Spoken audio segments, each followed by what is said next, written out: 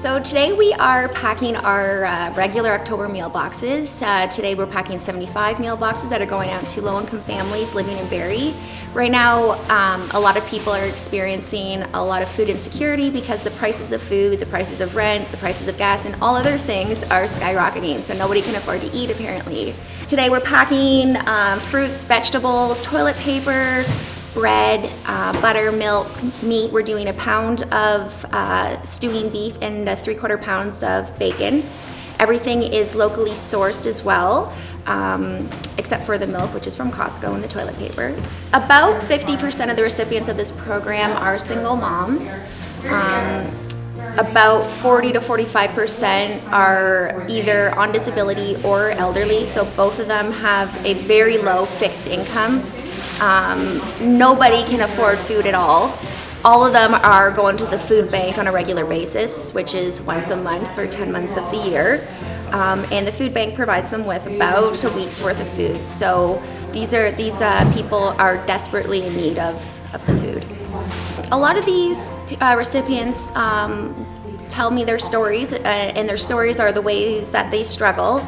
One of the first people who was open about her story was an elderly woman who's now 75. At the time she was 74, and she just lives on her pension, which just barely covers her rent.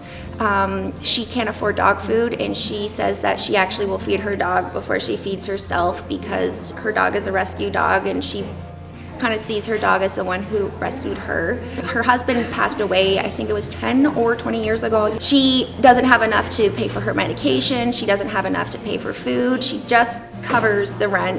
She actually just called me a couple nights ago crying because she also can't afford her diabetes medication without paying $100. And the pharmacy wouldn't budge. They just wouldn't release her diabetes medication. And she's the type of person who she wasn't born and raised in poverty.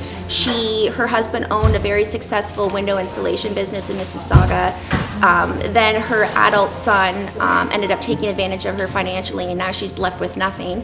So I started Fresh Food Weekly last summer, in the summer of 2021. I had recently being laid off my job. The company I was working for at the time went bankrupt, and so I myself live in public housing, in Barrie public housing, and I was looking around at my neighbors during this time, and already before COVID happened, most of them were starving anyways.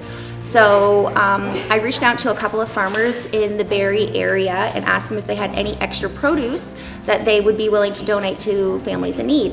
Right away, a couple of them said yes right off the bat, and what I did is I put together a website, a business card, and the first donation I got was parsnips from Cookstown Greens here in Cookstown, and I put them in paper bags from the dollar store, put my card in the bag and a little letter that just explained what I was doing, and I put them at the doorstep of 50% of one public housing building here in Barrie.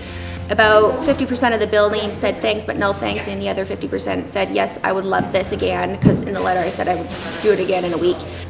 Last summer I had 20 donors, and within 16 weeks I had 42,000 pounds of fresh food donated from 20 donors. I could have filled a small grocery store with that, and it's from 20 donors. So it just goes to show the amount of food waste there is that's super fresh. I'm not going to stop until everybody has fed. So if you are looking to get on the program, you can go onto our website, which is www.freshfoodweekly.com. And on the home page there is a sliding bar, and the second slide says apply for a meal box. So all you need to do is put your name and your address and the number of adults and children living in the household. Unfortunately, at this time, we're only serving residents of Barrie.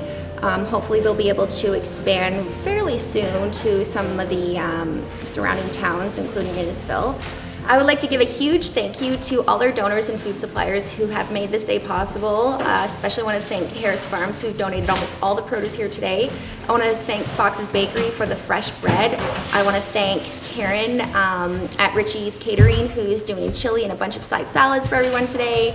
And yeah, I just want to give a huge thank you to all the other donors who made today possible.